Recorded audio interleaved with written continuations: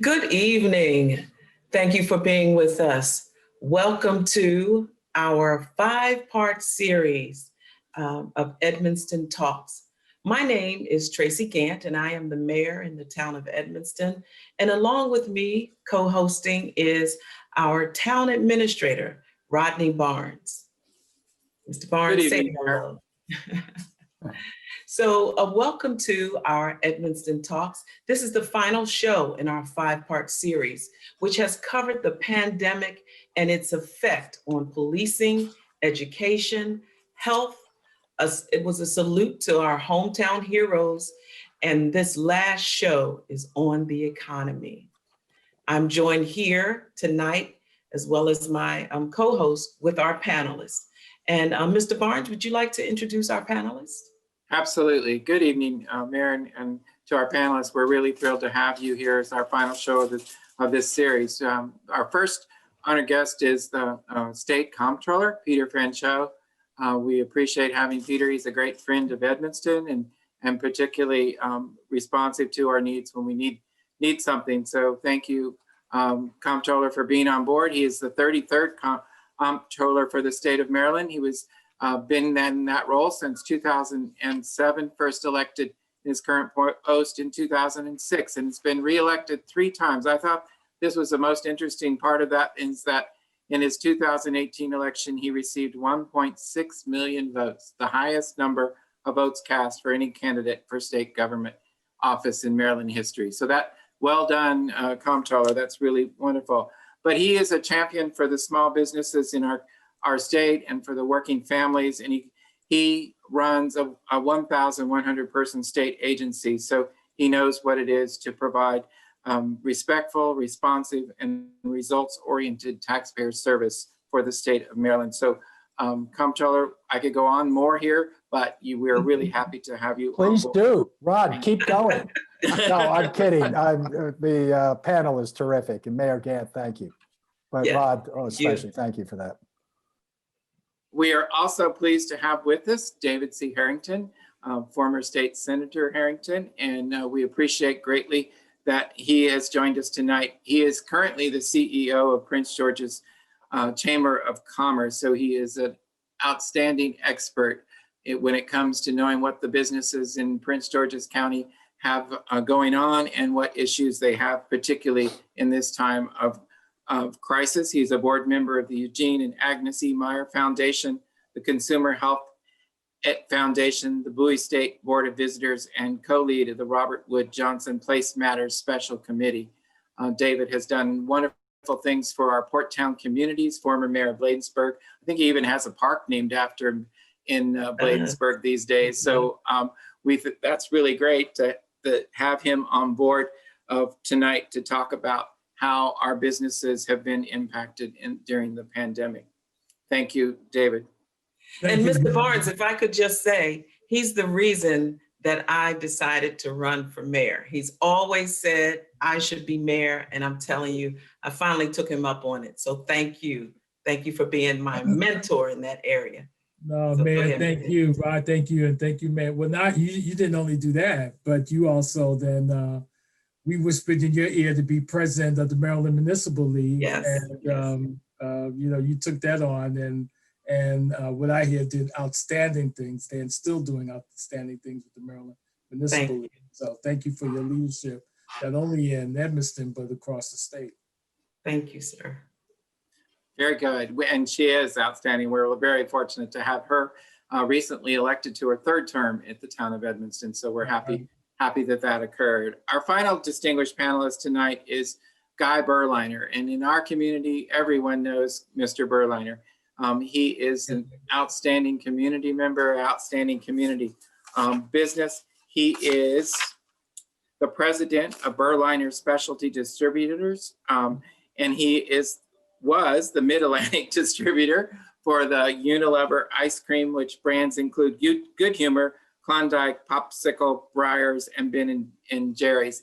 He has changed his direction a little bit and is focused now on mobile trucks in the area. And so if you see an ice cream truck around Prince George's County or the area region, you know that that ice cream was probably put in those trucks by Mr. Berliner and his staff at Edmonston.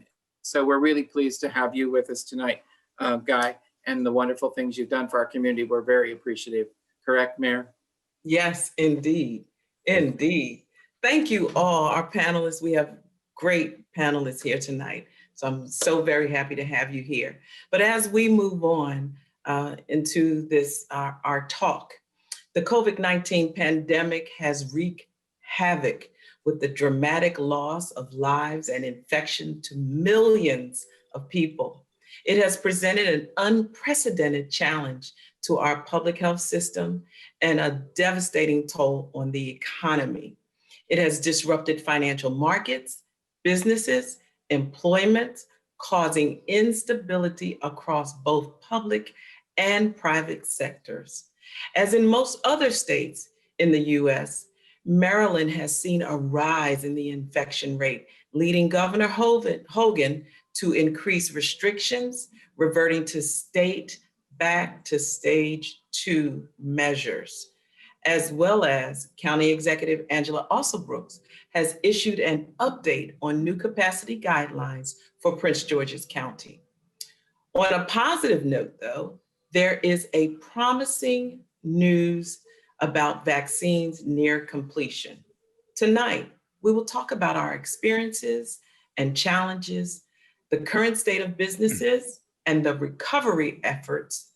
Again, thank you so much, panelists, for joining us, and thank you to our viewers who are joining us. We're going to move to our first segment, experiences and challenges of the pandemic. This first question will be for all of our panelists. So, what are some of the challenges you've seen businesses experience at state, county, and the local level during this pandemic? Anyone can jump in. I can start with David Harrington, who's the president and CEO of Prince George's Chamber of Commerce. Well, thank you, Mayor, and thank you for continuing this important conversation. What I would say is this, depending upon the sector that you're in, really depends upon the severity in which the crisis has hit you. For example, and I know that Comptroller Franchot knows this very well, the hospitality industry is probably the worst hit of any industry. When you talk about the bars having to close, now we're in phase 2, the bars having to close at I think 10 p.m., no larger gatherings in restaurants than 25%. So our restaurant, our hotels, Gaylord Hotel now has closed indefinitely. MGM, I just got off a call right before being on. That's why I was a little bit detained. MGM is having to scale back as well, laying off hundreds of people. So the disease has caught them in a way where it has increased unemployment in Prince George's County. However, if you're talking about PPE organizations, or IT organizations, they are doing extremely well and surviving the pandemic. So depending upon the sector that you're in, speaks to the severity of it, but overall, it's hurting our economy in a way where when I've discussed things with the county executive and president of the Economic Development Corporation, David Iannucci, we're going to lose at least a third of our businesses in Prince George's County that may never return. And that also speaks to the region as well. Oh, yes, thank you. Comptroller?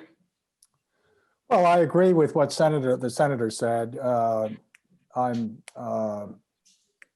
There's some sectors that have frankly not only survived but benefited from the effects of the pandemic, but it's had a absolutely calamitous impact upon small businesses. We have about 170,000 in the state.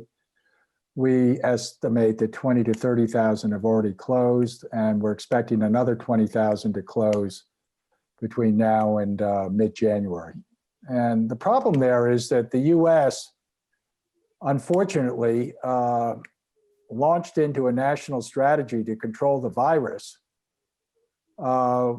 without a simultaneous economic relief plan attached to that. So we had people temporarily staying at home and hunkering down and businesses closing, but then the pressure built to open things up again because everybody was going stir crazy.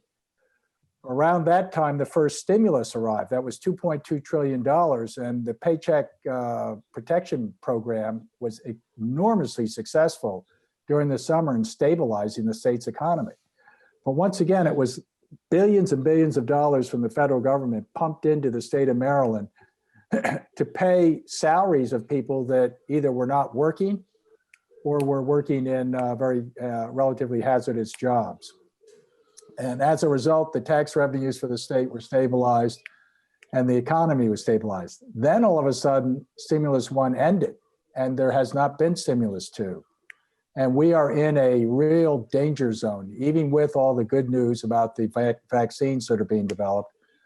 We estimate in Maryland that we're going to continue to have economic damage along with a lot of public health sickness and death that could have all been avoided had the federal government at the beginning adopted a strict strategy of lockdown for 4 weeks, paid everybody, paid the businesses, supported them and gave relief to them, complemented by the state. Instead, we didn't. And we end up with this forest fire of an epidemic sweeping the country. And I urge everybody not to take it for granted. What should we do right now? I'm urging the governor to take the positive fund balance, which is $586 million from the last fiscal year that ended on June 30th, and spend that immediately for small businesses on main streets in Maryland towns. I'm not talking about some kind of complicated application process. I'm talking about the governor and folks like David walking around the streets of Prince George's municipalities. Everyone knows who these businesses are that are hanging on by a thread. Write them a check. Tell them to survive until February. If we do that in Maryland, I think we have a chance. Obviously, it's not a panacea. We're not talking billions of dollars, but it's enough money directed at particularly small family-owned businesses that I believe we could stave off the permanent shuttering of tens of thousands of them. And I've suggested to the governor that he just give me the names of the 30,000 small businesses. They could collect them from folks like you in a couple of days. I'll get the checks in their checking accounts within 24 hours. That's how good the comptroller's office is at getting the money out the door. But right now, everybody seems somewhat shocked by the election. The Congress doesn't seem to be rallying, and what we really need is the federal relief to be done once more. And I can't really get any traction on the state contribution. Only 5% of small businesses in the state of Maryland have gotten any relief from the state of Maryland. We're a rich state. We have a lot of liquidity, a lot of reserves, a lot of pots of money lying around. I'm the money man. I know where they are. I'm telling you, one big bucket is the positive fund balance. I brought it up at the Board of Works again today, but unfortunately, the response of most county execs and the governor and others, leaders of the legislature is, well, we may need that money for our own budgets, their own budgets of things that they legislate. I can understand that, but that's going to be next year when you have a problem there. Right now, we need to stop the bleeding. So I'm delighted to be with Guy and with David. And Rod, thank you for the wonderful introduction. And Mayor Gant, it's a dire situation right now, and it's based on the fact that we dropped the ball 7 or 8 months ago. A lot of bad things have happened because of it.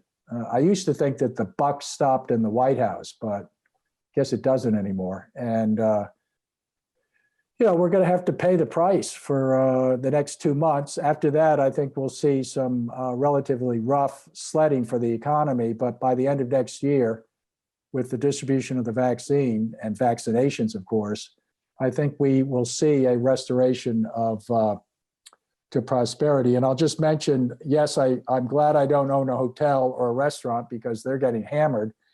But if I had an automobile dealership, I'd be pretty happy if it was retail sales, because those are like, they're selling those things like hotcakes. They call them pods because people want, you know, that protection driving around in a car. And then home contractors, I didn't think of this, but people that do kitchens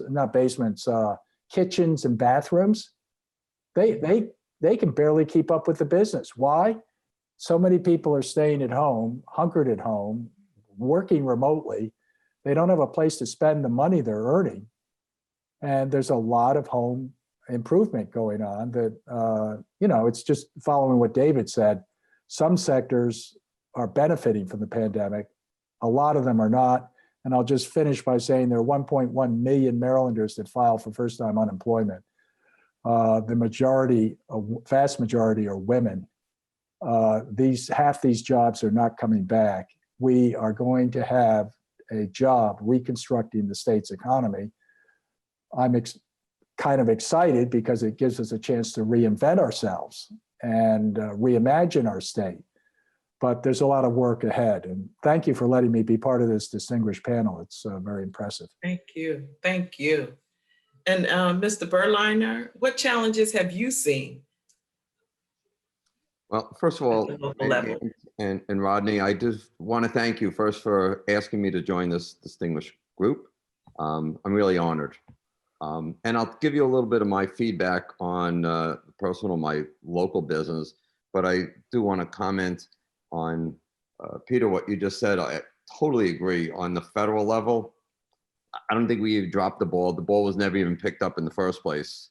You know, 7 or 8 months ago, Dr. Fauci and his fellow scientists said, we're going to have a second wave. And in the meantime, we have a lot of states that decide to go their own route. And that's not the way it works when you're dealing with a pandemic, because people move from state to state. And that's what happens here. So this is a national crisis, and national crisis is like World War II. Japanese attacked Hawaii. We didn't decide who's going to join in the fight in World War II. They attacked America and we all fought together. So this was totally avoidable.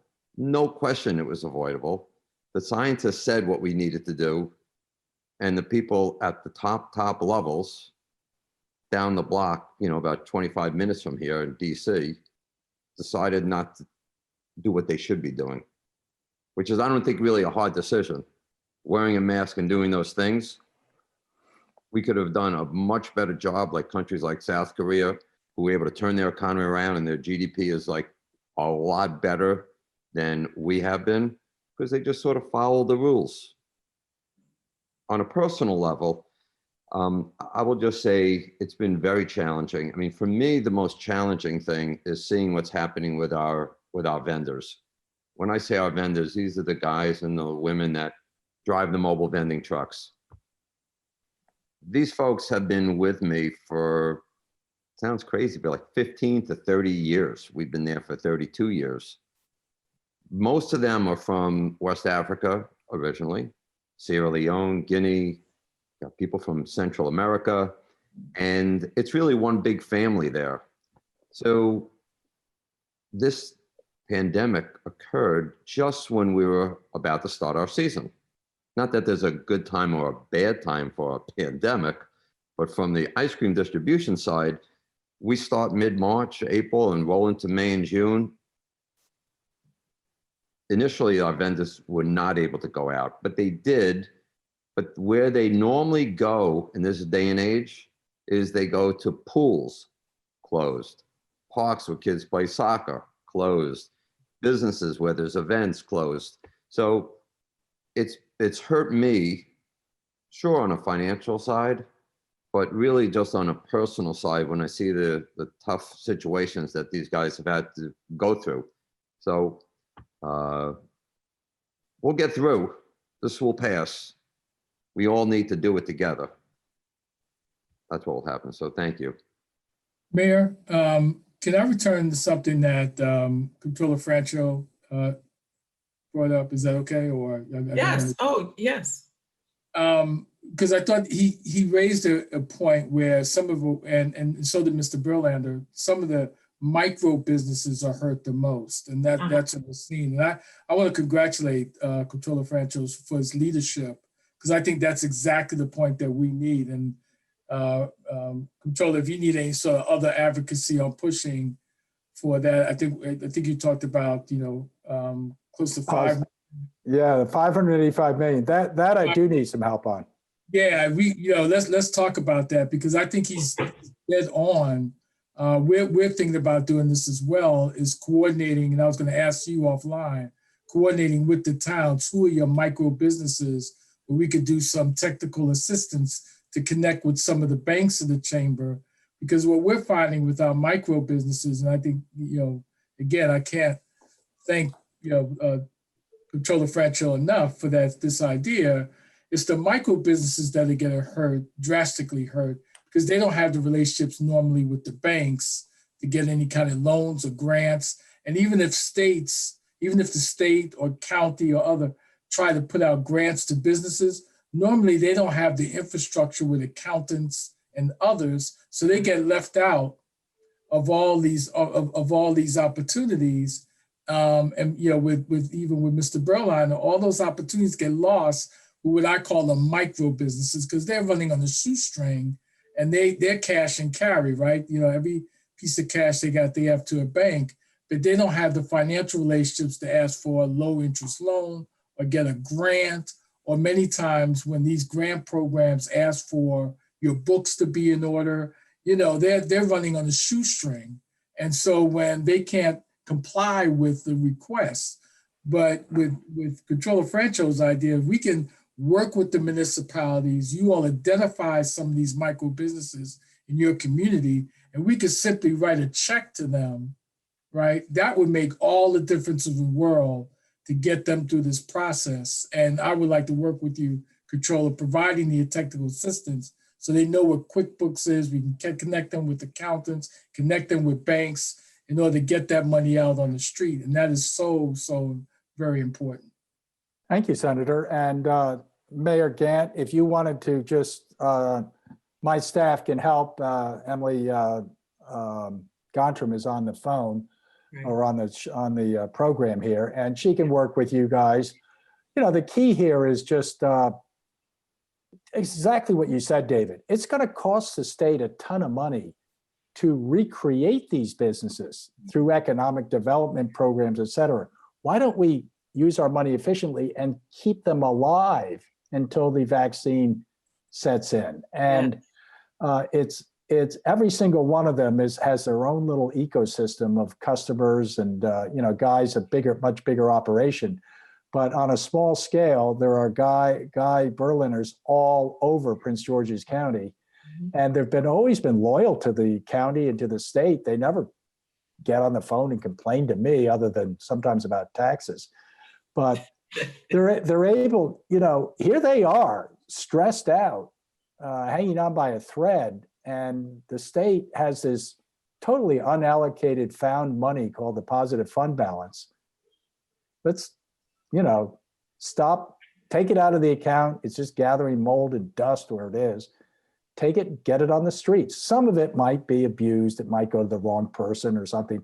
That's fine. I mean, we can absorb that, because the ones that it will benefit are incredibly important to the state's future. But thank you for saying that, Mayor Gann. I don't mean to make more work for you or for Rod. Guy, I really appreciate what Guy said, because there's a lot of suffering going on out there. Yes. That's why we have them here tonight. Well, Mayor Gann, so one of the takeaways of this conversation, we can, maybe after this, call on you to call on the other, particularly I know in Prince George's County, the African-American mayors. Let's sit down with them. Let's get a list of businesses like, Yes. Guy's business, and let's get a pool of these businesses together that can really benefit for what the controller is doing. And the chamber would like to work with them to provide the technical assistance with you that gets their accounting in order, QuickBooks, work with Small Business Development Council to provide one-on-one coaching to get that through.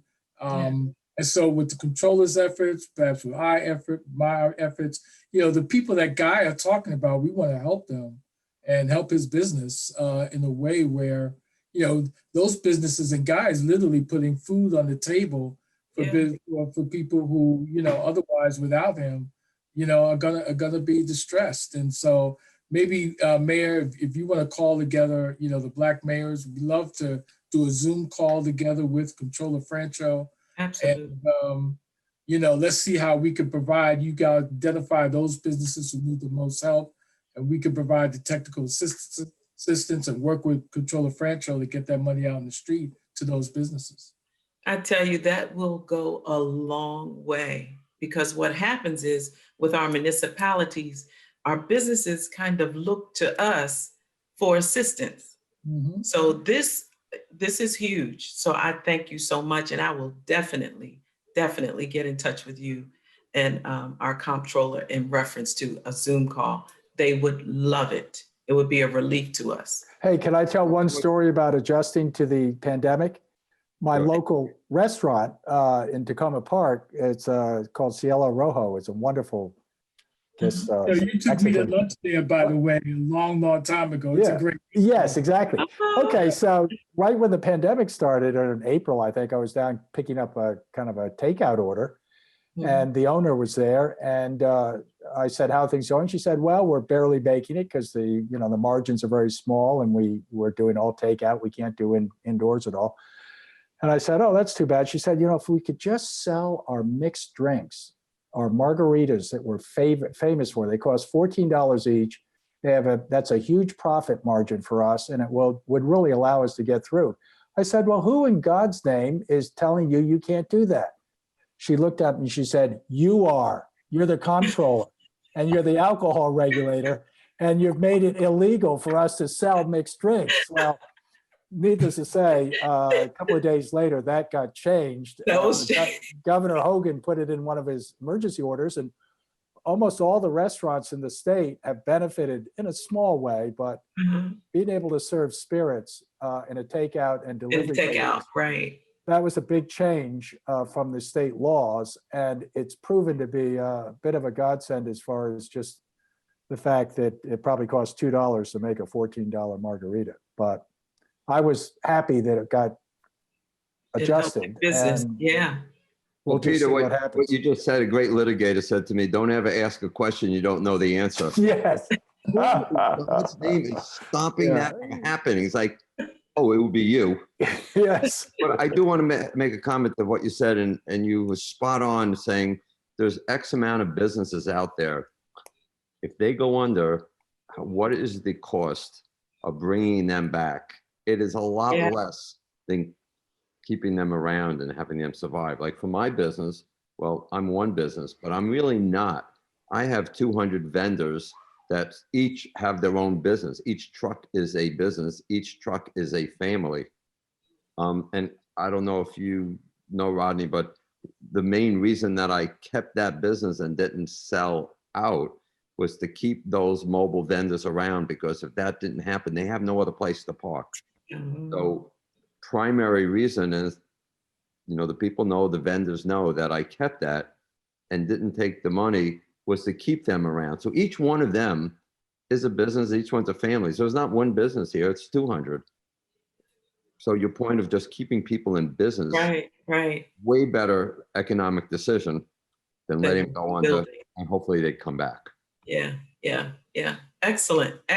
We even thought about that. Why did he keep that portion of the business? And we kind of figured it was heart related. That is the reason I did it, because a number of my friends said, "What are you doing?" Because I could have walked out with cash. Instead, I had to buy back that business. But those folks, and you come and visit, when it's springtime and things are, you speak to them. It's like one big family. So and that is the reason I did it. That's awesome, Mayor. Yeah, that's awesome, Mayor. And thank you, Guy. We know that you have a big heart. We see it all the time in our community. And it is so exciting to hear this conversation and to hear that the cooperation that could potentially happen between a group like the Chamber of Commerce that David heads and the comptroller and the wonderful ideas that he has to try to work forward, and anything we can do to help make that happen. It doesn't make more work for us. It really helps us in the end if we can keep our 136 businesses going forward in the town of Edmonston. So I think that's great. And I think, Mayor, that leads us, although we did have more Could I questions. just say, Rod, just to finish up, because this Yes. may be the only concrete action we can come up with other than, making ourselves somewhat gloom and doom over the possible repercussions here. But at the Board of Public Works today, I brought this subject up again, and I have a positive relationship with Governor Hogan. It's not like we're, angry at each other. I just said, look, this money is sitting there. You give me the names of 30,000 small businesses and I will get the money out within, I think I said 48 hours, frankly. But, David, what you're talking about could actually happen if the Prince George's community, Angela is, revered. She's very well regarded as a county executive. Tracy is the same thing as far as a municipal leader. For us in politics, Prince George's County is kind of the whole ball of wax because of your tremendous citizens and residents. I'm telling you, your elected officials alone could drive this a little bit. And then we put Guy up there telling about the importance to our social fabric of saving these individual, a lot of them are, as he mentioned, probably a lot of them are sole proprietorships. And They all are. let's roll the money out. It's not, I suppose we could save it for next year, but I think we'll regret it. And Guy, thank you for weighing in, and David. And Mayor, if you want to do something, Emily will mobilize our staff. But I emphasize it's not an adversarial relationship with Governor Hogan. He's just a rational, functioning adult, I find, who disagrees on the timing of this. Mhm. But I think the longer that there's no relief coming from the feds, and hopefully that will change very quickly, but right now it doesn't look so great. Why not have the state step up? I mean, it's not the rainy day fund. The rainy day fund is something completely separate. That's 1.2 billion. If I were governor, I'd take half of that too, but let's put that aside. I don't want to upset people. This positive fund balance is just sitting there. And it could be in the right pockets within a week if Prince George's got mobilized and demanded some action. And I'd put Guy right up front because what he's talking about is, I think, symbolic of almost every Main Street in every one of our, what do we have, 157 municipalities? 157. Yeah, every single one of them has this problem in some form or another that Guy just described. Right. And Yeah, we have what, 26 in Prince George's County, right? 27. 27. Mm-hmm. 27. Yep. yeah, well, squeaky wheel gets greased. But once again, I don't think I'm not like turning it into a partisan thing. I just want to make sure Right. people realize that obviously people could have different points of view. But this money comes from the federal stimulus because it went through businesses in Maryland. They paid their employees for not working. That's fine. I'm all for that. In some instances, they were working, but they withheld their income tax that was owed the state and sent it to us. That's the law. So instead of having a big drop in tax revenues, we were kind of more or less muddling along, and our estimates were off. As a result, we ended up with 586 million sitting there. Well, And, you better believe Prince George's County is going to take you up on this. That's for Right. sure. yeah. Well, tell Governor Hogan that Senator Harrington sent him. Sent I him, sure not me. will. Yeah. No problem. No problem. As you said, the pandemic is not partisan. The virus knows Absolutely. no borders. Exactly. And no Republicans versus Democrats. That's why we all have to work together on this. Yeah, but yeah, what I was suggesting, Guy, is that the governor really, under his emergency powers, has the authority to just do this. And Now's an emergency. oh boy, thank you. Sounds really good, Mayor, and I appreciate all of this great, because I think we just developed an action plan tonight to really work hard. Governor Hogan has led with leadership in the pandemic and was one of the first to speak out about getting a hold of the PPE that we needed, the personal gear for people to get out. And so we do appreciate that. And of course, our county executive, she shared the sum of the money that came in from the CARES Act to our local municipalities in Prince George's County. And that helped us tremendously not have a budget imbalance at the town of Edmonston. So we're very appreciative of those suggestions and ideas. I think this one, though, is even better because it keeps those people working.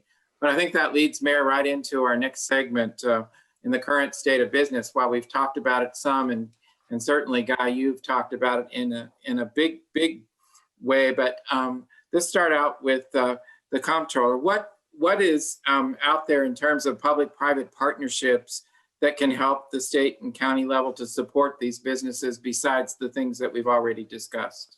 Well, I've launched, along with the credit unions, a big appeal to individual Marylanders, because let's be honest, my experts tell me, I mentioned this, that half the state's population have cash in their savings account and checking accounts, the likes of which they haven't seen in years.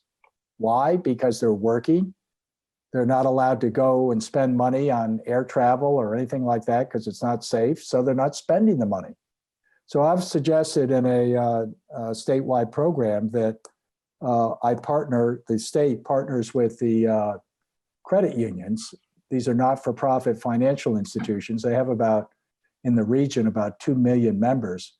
And we're going to do a huge appeal for a 3-month, November, end of November, December, January, beginning of February, shop local. Call out to our folks, not just around Thanksgiving and Kwanzaa and Christmas and all that kind of stuff, but for about 3 months. And the credit unions have said, look, we will double or triple the reward points on credit cards that are issued by us if you purchase locally. And we're chiming in with a public relations effort, saying that it's a patriotic thing to do for Marylanders to write out $25, $50 gift certificates to their local small businesses. In other words, pair the state relief, which we were just talking about, which I think is a great not line of attack, but a great target to aim towards. Why? Because it's very hard to defend not spending that money. I mean, really. So have at that. But in addition to that, why not tap into the spending power of half of the state, which has so much money they can't believe it in their bank accounts because of the inability to spend what they're earning. And, I say that cautiously because I don't want to suggest to people that the folks that are unemployed and really struggling to pay their bills aren't first, second, and third priority. Yes, of course they are. But this money can be allocated during the holiday season philanthropically by the 3 to 4 million Maryland citizens that are actually okay financially, knock on wood. So, and I just suggest that they take, if they can afford $1,000, divide it up into $25 or $50 amounts and just give it to the businesses that you normally do business in. Or if you feel comfortable doing it in person, going down and doing it in person. But somehow let's tap into the goodwill of the citizens to, ride to the rescue, so to speak, for small businesses. And I think that a lot of people, when they hear that, say, yeah, of course, I never thought of that. I think I will do that. I will do that. That's a great idea. Second idea, that's it. Guy, I don't know, I'll turn it over to you, but. Well, I mean, I'll just say that there, like, as you mentioned, there's certain industries, hospitality, they're really suffering, but there are others in IT and PPE and home improvements and home builders that are doing great. And Real estate is, for whatever reason, low interest rates, I guess. well, there's low interest rates, but people want to get out of, like, say DC and come to a suburban area. So homes are doing fabulous. But to your point, there are many people that are doing fine. And so pay it forward. I'm not sure exactly how you do it, but there's a whole thing with social media, which I'm a little behind the curve on that whole deal.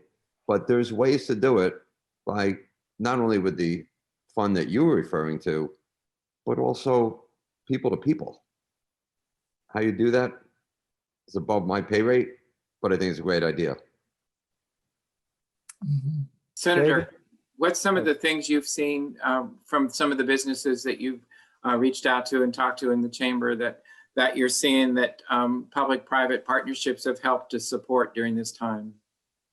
Well, yeah, thanks for the question, Rod. I mean, I think that what we're seeing right now in Prince George's County, the P3 that was just awarded for schools, for example, the county executive and the school superintendent, Dr. Monica Golson, are launching now an accelerated new school construction program that is being funded partly by the state, but also through private investment, right? And this will bring in 8 years, I believe we're talking about 16 new schools, which is incredible when you talk about then the labyrinthian process that you got to go through to get new schools constructed. The beauty of this, and it's risky, but the beauty of this is we're talking about all kinds of jobs that are going to emerge from this, from landscaping to maintenance that's going to come through this, through drywall, through you can think of like all the jobs that are going to come through this.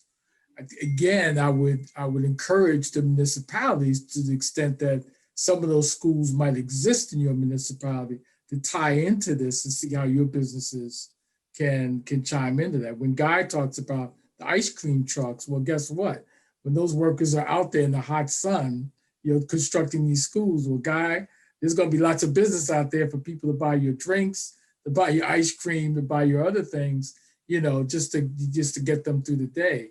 So when we think about this, Rod, what we got to think about is what is sort of the auxiliary complements to our economy. Just can't think about construction, but what are some of the other things, like for Guy's business, like for restaurants that may be nearby to do catering, all those kinds of things that even in the pandemic can help, other businesses survive. And so I use the P3 for school construction as an example that, can help some of the what I call micro businesses, tap into that. And that could be the lifeline, if you will, for those businesses, for those months during those periods to get really some major revenue.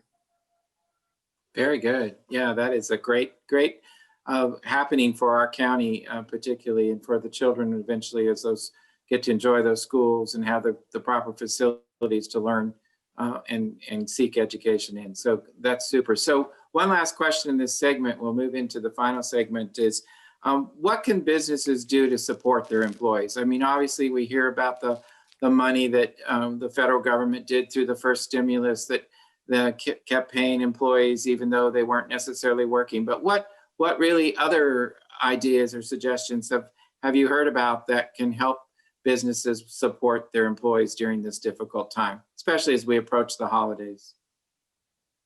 I'll just say one thing. I mean, show empathy. Show empathy to your employees, because they're the fellow human beings, and to varying degrees, they're suffering. Personally, I don't have as many people working for me as I did before, but I have my vendors, and there's 200 plus that are there.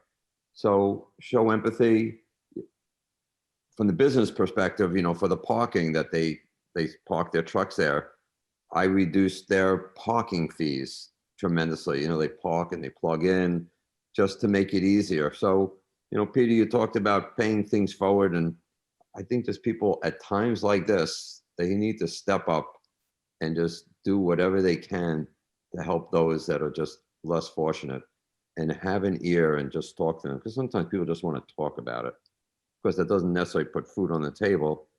Do what you can on that side, but talk to them. Good Totally suggestion. agree with that. I mean, what a brilliant statement that is. Do you want to be comptroller? I'm not running for reelection, Guy. You can come on, step into a new role, and that we need a little bit more I of that. barely passed my accounting classes in college, so I probably wouldn't qualify. But I'll ask Yeah. Andrew to help me. Yes, Andrew could be your deputy comptroller. Yeah. Well, I unfortunately have to go a few minutes after 8. I don't know, were we scheduled to go longer, or we just filibustered you, Mayor? No, Go ahead, Rod. No, no, I not think that we not too can much longer. kind of Yeah. go to that part, Mayor, don't you believe? And let the comptroller wrap up. Absolutely. We can Yes, indeed. continue if we want to with the senator and with Guy, but certainly we want to wrap up with our comptroller, and we're so appreciative that he could join us. Yes. Hey, Peter, I do want to mention one Yes. thing that I mentioned to Emily that might be extremely helpful to the state of Maryland. With Moderna's vaccine coming out, Mhm. it needs to be kept frozen, not like Pfizer's, which is minus 94. That's a whole different ballgame.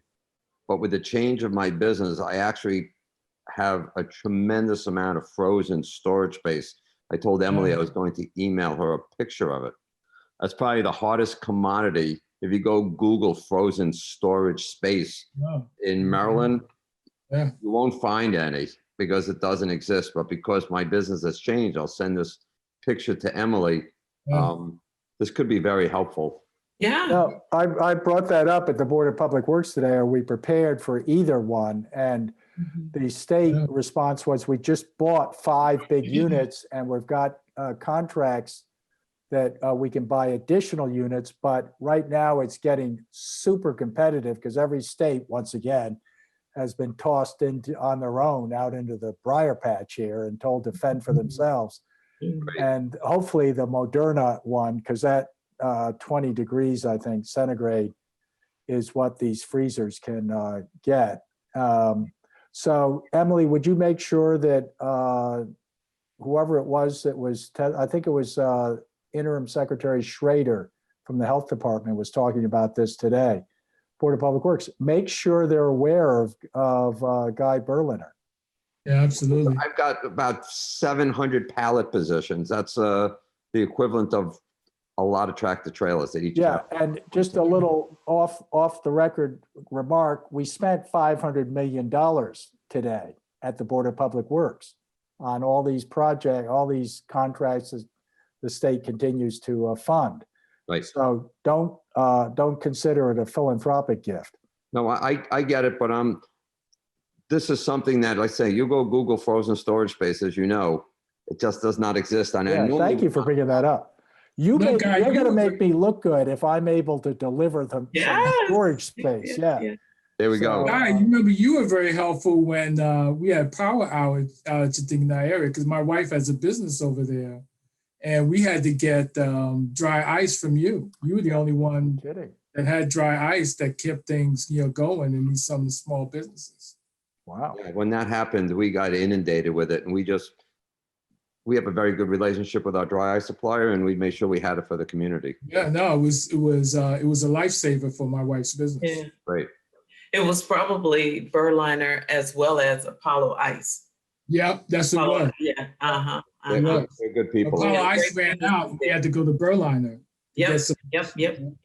They're good people. Well, And- you guys have given me hope for the future. I cannot tell you how optimistic I am Very once we get through the rough weather, right in front of us. And, the state's got a tremendous opportunity to reimagine and reinvent itself as a state that is, really gets it as far as the remote working changes that we're going to see after the pandemic. So thank you for letting me swing by. Thank you for the opportunity. And, I can't tell you how impressed I am with the panel. Absolutely. Thank you. And Comptroller, before you sign off, I just wanted to, one of my things with employees is very important. And I just wanted to say that just taking the time to talk to them and see how they feel, not necessarily, how's work going, how much, production, but how do you feel? How's your family? How are you functioning? Makes a huge difference. We're not psychologists or psychiatrists, but with this pandemic and the change, people need to talk. And when they know that their employer cares, it goes a long way, because some of us are essential and some have to stay home. But when you have that opportunity to just talk to your staff and say, how do you feel? Is it cloudy? Is it storming? Is it weird? What's going on? That goes a long way. I just would like to say that before you sign off. Isn't that great? Thank you for saying that. My wife often says, could you please listen a little more? And so, yeah, I can't believe how appropriate that. Yeah, no question. Just ask people how they feel. And as Guy said, and really wait say, to hear it. If you say to somebody, I can see you're frustrated, or I can see you're stressed. I mean, that makes all the difference, rather than blah, blah, blah that we normally say. So thank you for that, Guy. Thank you, David. Thank you, Rod. Let us know if we can be helpful as far as anything you guys want to proceed with in the future. And thank you again. I appreciate you, Comptroller. Have a good evening. Thank you. All right, take care. Take care, friend. Take care, Comptroller. Thank you. So as we move on, I want to talk about that vaccine that Guy brought up, and how you feel that it would affect businesses, Mr. Harrington, and how would it affect your business, Mr. Berliner? Well, I think the challenge is going to be convincing people to take the vaccine. Absolutely, yes. There's going to be a lot of skepticism, and I think that the first order of business, for President-elect Biden will be, and Vice President-elect Kamala Harris will be to sort of convince people that this is safe, and that this will go a long way. I mean, we have a country right now, it's a little off topic, but we have a country right now divided over masks, wearing a mask as a public health initiative, right? And public health patriotism. And so I think that while, the vaccine is hopeful, as the president-elect said, it's not just the vaccine, it's getting vaccinated, right? And if we don't get the public vaccinated, then, we're still going to have these sort of, business polemics, if you will, that will certainly, keep businesses still in the level of uncertainty. So for business, it's important that we have certainty, some level of certainty that, okay, we're going to have this kind of revenue, we have this kind of infrastructure. A vaccine will help in that, but I think that making sure that we have confidence in that will provide a high level of certainty. And with that high level of certainty, then you'll see businesses then rebound. Yeah, and personally, I think what's going to happen is, there's been this sort of like anti-vaccine talk before this. It's been going on a number of years, part of the whole misinformation crisis that we are going through in all parts of society, but specifically as it relates to this vaccine. I think what's going to happen is once it gets rolling and people start taking it, of course, people won't know immediately what happens, but if they start seeing that this curve is coming down, people have that kind of like, I hate to say that, a herd mentality. It's like, oh, I wasn't into doing it like a month and a half ago, but oh, this one's doing it. My neighbor's doing it. I'm going to do it. And it starts to snowball and it just picks up momentum. So I do think once it gets going and the statistics on real TV, the real news talks about the success, because I do think they say it's about 95, 90%. When they start seeing those facts, they will make the right decision and get vaccinated. If I could jump for a second, I mean, one of the things we have to think about as a community, that just because you have a vaccine doesn't take away the virus, right? No. So Right. we're still taking flu shots because you can still get the flu, right?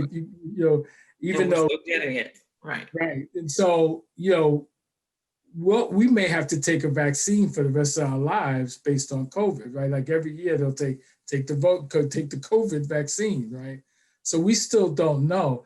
And I think the public needs to realize this is not going to get rid of the virus. Right. What this is going to do is then prevent all of the ills associated with the virus, hopefully, that you won't have to succumb to if in fact you get the virus without, the vaccine. So yeah, I think this talk about that, you'll see the virus go away. No, that's not true. Just like you have a flu season, you may have a COVID season in the spring months that you have to take another shot for the rest of our lives. And Right. I think we have to begin to get that public health mindset that this will certainly reduce the chances of you getting COVID, or if you do get COVID, it won't be the dire sentence that it is right now. But it does not get rid of the virus, and who knows how long we're going to have to wear masks and things like that. Right. So we'll have to watch. We have to watch very carefully, and that's why I think no matter your political affiliation is at this point, we've got to hope that the Trump administration begins to work with President-elect Biden so they begin to share information. So when Right. sworn in on January 20th, he can inform the public, okay, this is what it's going to mean as it unfolds, because right now we're still left in the dark. Right. That's really a great point that you made, because I know that there are a lot of individuals that are either holding back from the virus. I mean, the vaccine, saying, no, I don't think that I'm going to do it.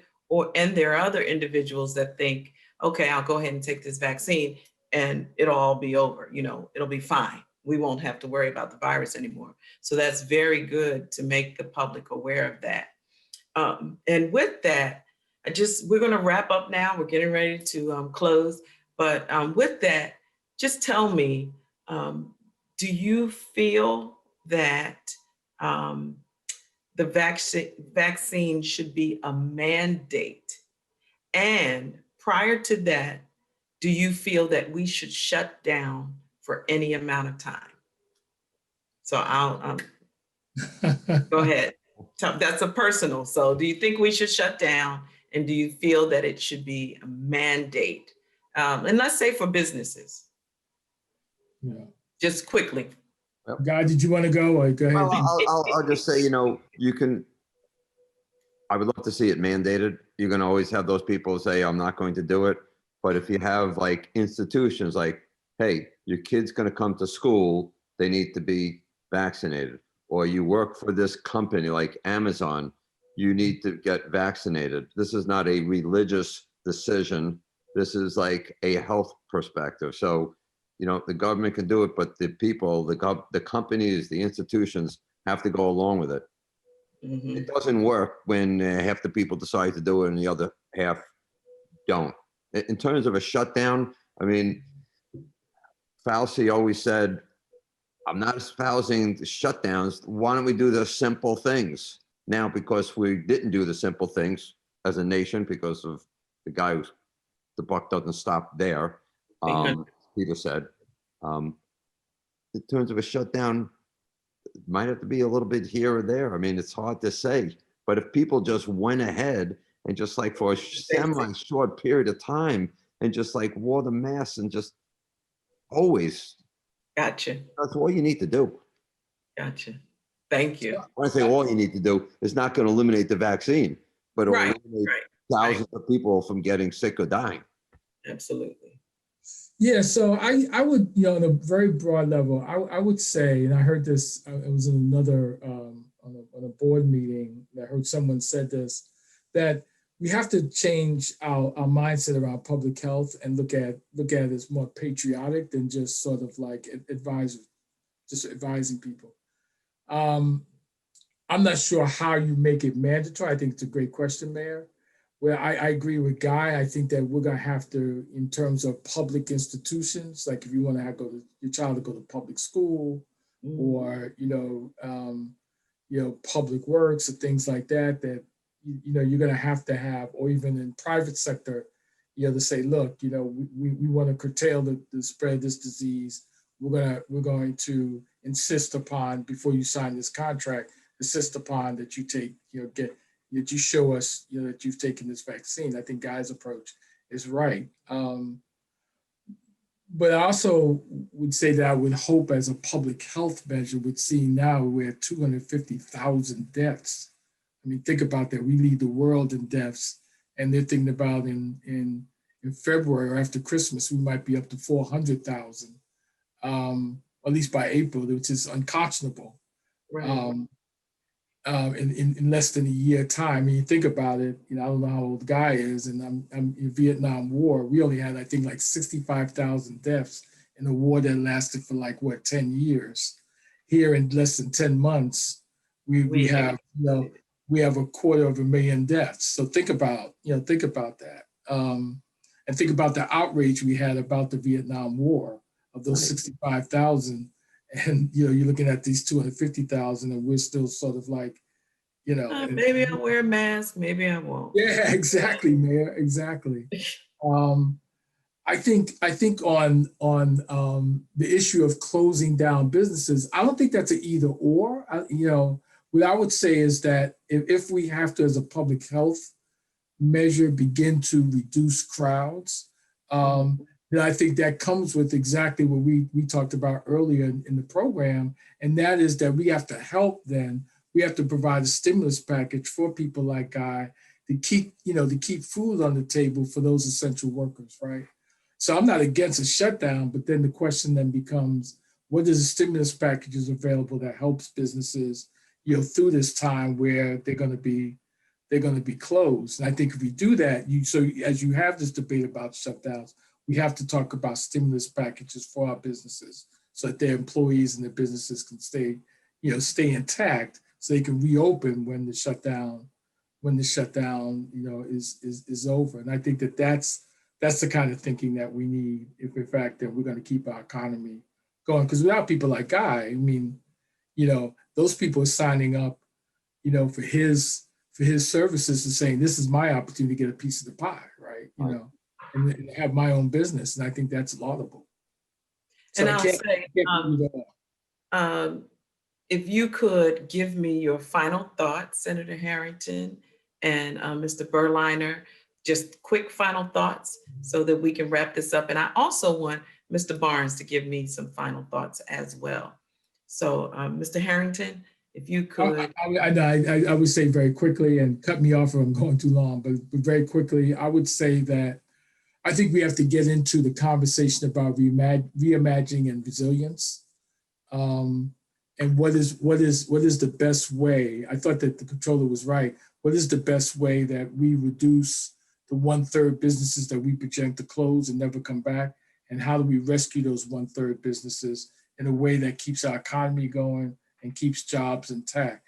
And that will take some reimagining and reimagining of governance and reimagining of a more inclusive economy that helps that going. And certainly people like you in leadership will help us then think about this in the way of putting things in that keeps business and our society going. And I'm optimistic around that.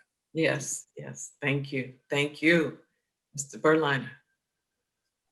My quick thought is, when you think back about the last 100 years and the challenges society, this country has had, this world, you got World War I, you got the Depression, you got World War II. We've survived it. At the times, I wasn't around for any of those, but it must have been insurmountable. So we just work together. We're going to get through this, and we're going to survive. This too shall pass if we're all just smart and work together on this challenge. Mayor, what great panelists we had tonight. And I go away feeling optimistic because we have folks like Guy and like Senator Harrington and the comptroller in the places that they are to come up with solutions that will help our small businesses and help ensure that our families have food on the table for Thanksgiving and for the holidays. This has been a wonderful, wonderful learning experience for us in our community as we've gone through this series of these discussions on what's happened in various areas to the pandemic. through education, health, even the wonderful time we had recognizing some heroes. So Mayor, Yeah. I appreciate the idea that you had with this and the suggestion that our town clerk, Avery Gray, our video production expert, Rick, and their daughter, Lindsay, that's provided assistance and help through this process. So hats off to all of you. What great thought and leadership each of you provided. So thank you. Yes. Thank you, Mr. Barnes, and thank you for all that you do. Everyone knows that you do 110%. So I thank you for everything that you do with these productions. This is our final and 5th series on the pandemic. And I believe that we have an excellent panel. We had an excellent panel. All of the series, those who were our panelists were awesome and brought great information to our communities. And I am thankful. And I'm thankful that you are our last, because there is a relationship there. And actually, I'll say, I feel that there was a relationship with all of our panelists. But like I say, Senator Harrington, close to my heart, and Mr. Berliner, close to my heart as well, because you give and you are in Edmonston, you're Edmonston business. So thank you so much. And thank you to those who view us on Facebook and that will view us again on Facebook later on. We're thankful to you. And hopefully you received something from what was said tonight. You received information and you will go for it, especially our businesses. And if you know businesses in Prince George's County, please tell them about tonight. Make them listen to our Facebook, Edmonston Talk, but tell them about tonight. So thank you so much again, everyone. Still Beach Productions, we love you. Good night, everyone. David, thank you for encouraging Mayor Gant to run for mayor. Yes, thank you for that. Absolutely. Thank you 3 times. Yes, I She's appreciate amazing. that.